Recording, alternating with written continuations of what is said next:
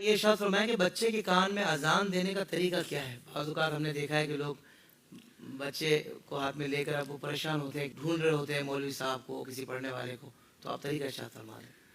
اچھا، اس میں جو طریقہ کار ہے مستحب یہ ہے کہ بچے کے سیدھے کان میں اذان دینی ہے اور الٹے کان میں اقامت دینی ہے، اور اذان دینے کا طریقہ وہی ہے جو مؤذن کے اذان دینے کا طریقہ ہے۔ باوضو شخص ہوگا، قبلے کی طرف منہ ہوگا، کھڑا ہوگا، بچے کو ہاتھ میں اٹھائے گا اور اذان کا آغاز کرے گا۔ سیدھے کان سے آغاز کرے گا، سیدھے کان میں ایک اذان اور الٹے کان میں اقامت، اور اس میں سب سے شاندار طریقہ یہ ہے کہ 4 مرتبہ اذان دی جائے اور 3 مرتبہ اقامت دی جائے، 7 کی گنتی پوری کی جائے۔ اور اس میں اگر یہ ترتیب رکھنا چاہیں کہ ایک کان میں اذان، پھر اقامت، پھر اذان، پھر اقامت، پھر اذان، پھر اقامت، پھر اذان، اس طرح 7 کی گنتی پوری کر لیں تو یہ بڑا شاندار عمل ہے۔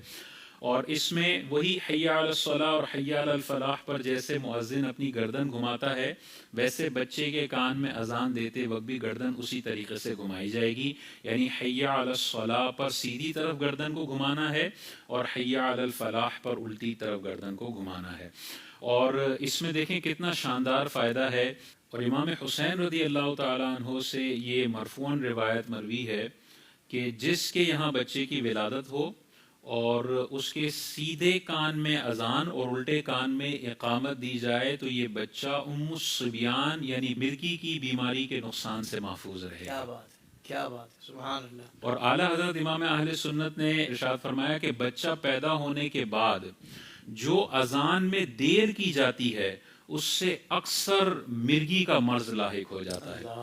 اگر بچہ ہونے کے بعد پہلا کام یہ کیا جائے کہ نہلا کر اذان اور اقامت بچے کے کان میں کہہ دی جائے تو انشاءاللہ عمر بھر مرگی کی بیماری سے انسان محفوظ ہوگا۔ تو والدین کو یہ اپنے ذہن میں رکھنا ہے، بچہ جیسے ہی پہلی دفعہ والد صاحب کے ہاتھ میں لیا جائے، سیلفیز بعد میں ہوں گی، بچے کو چوما بعد میں جائے گا، سب سے پہلے اس کے کانوں کے اندر اللہ اکبر اور حضور علیہ الصلوۃ والسلام کے نام پاک کی صدائیں ہونی چاہیے۔ ساری زندگی مرگی کی بیماری سے بھی حفاظت، اور سب سے پہلی گفتگو اور اللہ کا مبارک کلام اس کے کان میں پہنچا ہے، یہ بہت شاندار آغاز ہوگا بچے کا۔ سبحان اللہ، سبحان اللہ، کیا کہنے ہیں